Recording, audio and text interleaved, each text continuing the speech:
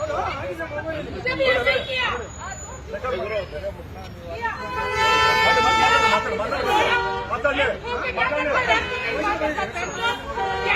नहीं है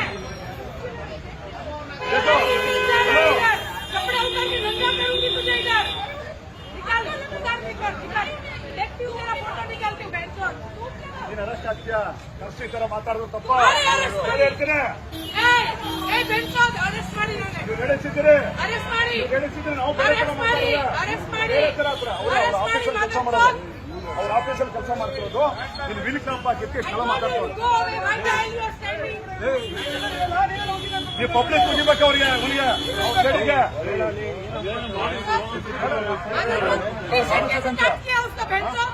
ಯಾಕೆ ಮುಚ್ತಾರೆ